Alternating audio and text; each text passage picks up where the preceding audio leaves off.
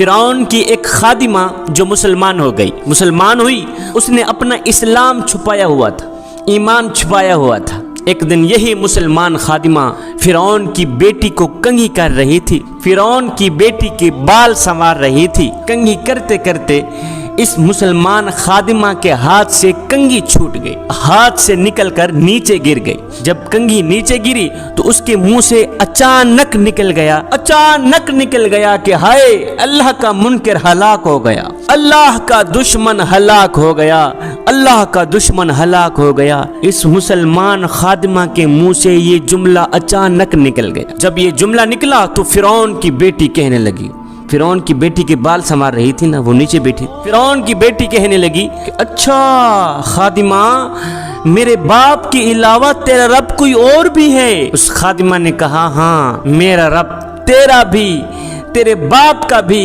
मेरा रब वही है जिसने तुझे पैदा किया, मेरा रब वही है जिसने फिरौन को पैदा किया, मेरा रब वही है जिसने मूसा को पैदा किया और जिसने हारून को पैदा किया। उसने कहा, अच्छा तो तू मुसलमान बन गई? उसने कहा, अल्हम्दुलिल्लाह, मैं मुसलमान बन गई, मैं तो सिर्फ अल्लाह को मानने वाली हूँ। ये सुनकर फिरौन की बेटी गुस्से से आग बगोला होकर उठी, दौड़ कर गई अपने बाप के पास, दौड़ कर गई फिरौन के पास, जाकर कहने लगी, गजब हो गया, गजब हो गया, हमारे तो घर के नौकर भी तुझे रब नहीं मानते, हमारे घर के नौकर भी तुझे रब मानना गवारा नहीं करते। फिरौन ने कहा, क्या हो गया? कहा, हमारी जो खादिमा है, जो हमारे टुकड़ों पे पलती है, वो भी तुझे रब नहीं मानती। वो कहती है, मैं उस रब को मानती हूँ जो मूसा का भी रब है, जो हारून का भी रब है। अच्छा तो वो मुसलमान बन गई? कहा, हाँ, वो मुसलमान बन गई। तो फिरौन ने क्या किया, एक बहुत बड़े कढ़ा में तेल डाला और इस कढ़ा के नीचे आग जलाई। जब तेल उबलने लगा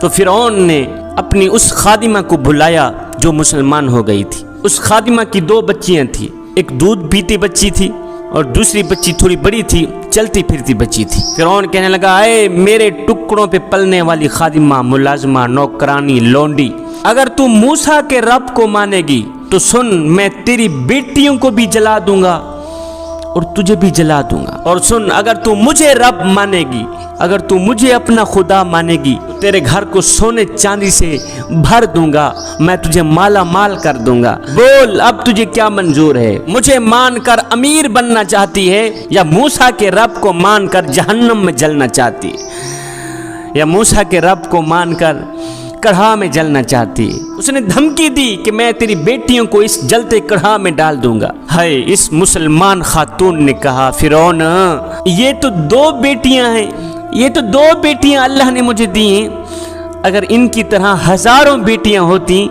तो वो भी मैं अल्लाह के नाम पे कुर्बान कर देती। है फिरौन, तुझे जो करना है कर ले, मैं तेरा कलिमा हरगिज नहीं पढ़ूंगी, मैं तुझे हरगिज नहीं मानूंगी। अब फिरौन ने क्या किया, इस खातून की बड़ी बच्ची को पकड़ा, उसे टांगों से पकड़कर सर के बल गरम तेल में डाल दिया, उबलते तेल में डाल दिया, कढ़ाव में डाल दिया, आग में डाल दिया। वो बेचारी चीख भी ना सकी और माँ के सामने जलकर कबाब बन गई। मुझे बताओ, जिस माँ के सामने उसकी बेटी को यूं जलाया जाए, यूं अजियत दी जाए, यूं तकलीफ दी जाए, उस माँ के दिल पे क्या गुजरी होगी? माँ तो अपने बच्चे का रोना बर्दाश्त नहीं कर सकती।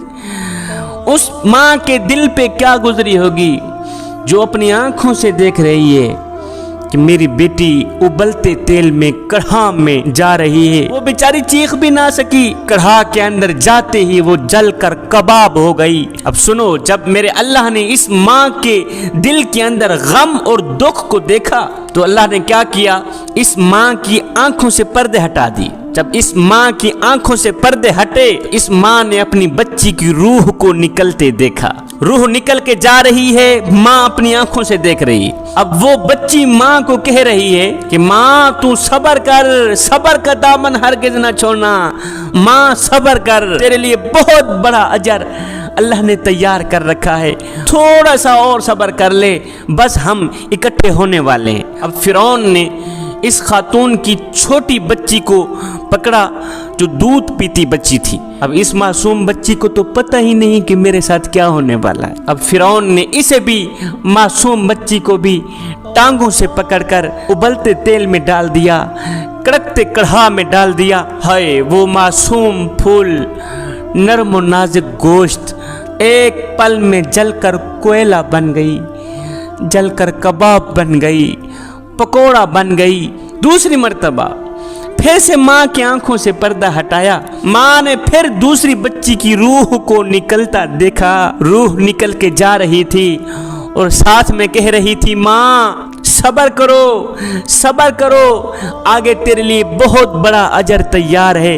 माँ सब्र का दामन हरगिज न छोड़ना, थोड़ा सा और सब्र कर लो, अभी हम इकट्ठे होने वाले हैं। अब जब फिरौन ने माँ को पकड़ा, उस मुसलमान खातून को पकड़ा, तो उसने फिरौन से कहा कि मेरी एक ख्वाहिश है, जाते जाते वो पूरी कर दो। फिरौन ने कहा कौन सी ख्वाहिश है? उसने कहा जब मुझे भी जला दोगे तो हम माँ बेटी की हड्डियों को इकट्ठा करके एक ही जगह पे दफन कर देना। माँ बेटी की हड्डियों को इकट्ठा कर देना, एक ही जगह पे दफन कर देना, बस यही मेरी ख्वाहिश है।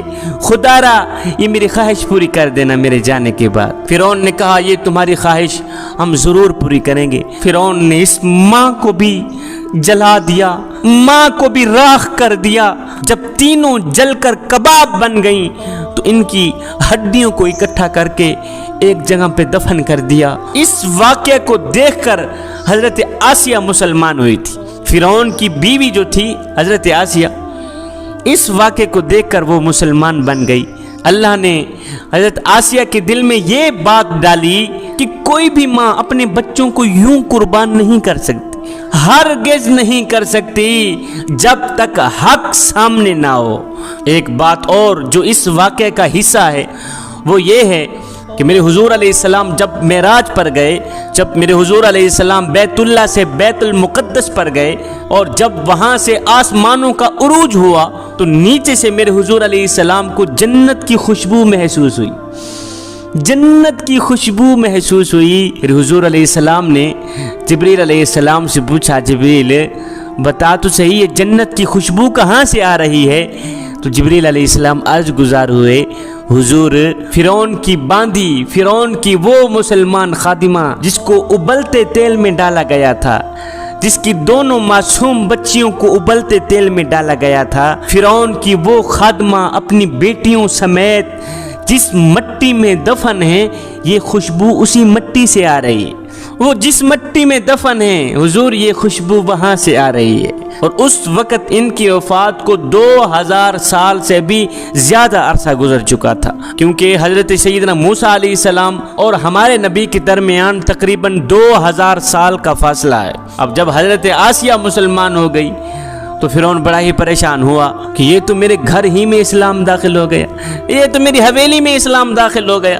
पहले तो फिरौन ने कोशिश की, समझाया, जब आसिया ना समझी, जब वो ना मानी तो फिरौन ने अपनी बीवी आसिया को कैद में डाल दिया। जब कैद में डाला फिर भी वो ना मानी, फिर उन्हीं भरे दरबार में कूड़े मारे, वो फिर भी ना मानी। इसलिए कि ईमान पर जितनी मुशक्क़त आती है वो उतना ही बढ़ जाता है, वो उतना ही मजबूत हो जाता है। जब फिर भी वो ना मानी तो फिरौन ने हुक्म दिया कि आसिया को सूली पर लटका दिया जाए, सूली पर चढ़ा दिया जाए, इसे सूली पर लटका दो कि ये तड़प तड़प कर मर जाएगी। आए जिस खातून ने कभी तिनके को भी नहीं उठाया था, आज उसके हाथों में कील, उसके पाँव में कील ठोंक दिए गए हैं। जब आसिया सूली पर लटक गई तो उस वक़्त आसिया ने दुआ की कि या बारी ताला मुझे अपने पास जन्नत में घर अता कर, मेरे मालिक मुझे जन्नत में घर अता कर और मुझे फिरौन के अजाब से निजात दे दे मेरे मालिक। जो ही आसिया ने ये दुआ मांगी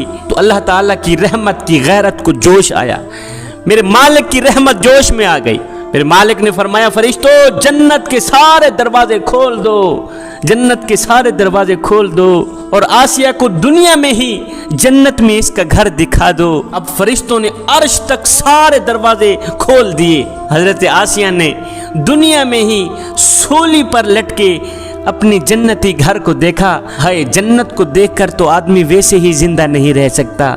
जब आसिया ने जन्नत में अपना घर देखा तो जोर से आसिया की हंसी निकली, जोर से आसिया मुस्कुराई और मुस्कुराती ही आसिया की जान निकल गई, रूह परवाज हो गई। जन्नत के शौक ने आसिया को पागल कर दिया وہ واقعہ ادھر ختم۔ اب جب حضرت خدیجہ رضی اللہ تعالی عنہ کا انتقال ہوا، انتقال ہونے سے قبل میرے حضور علیہ الصلوۃ والسلام نے حضرت خدیجہ الکبریٰ کو فرمایا کہ جب تو جنت میں جائے تو اپنی سوکن کو میرا سلام کہنا، جب تو جنت میں جائے گی نا تو اپنی سوکن کو میرا سلام کہنا۔ حضرت خدیجہ کہنے لگی کہ میری سوکن کون ہے حضور؟ میں تو آپ کی پہلی بیوی ہوں، میری سوکن کون ہے؟ تو میرے حضور علیہ السلام نے فرمایا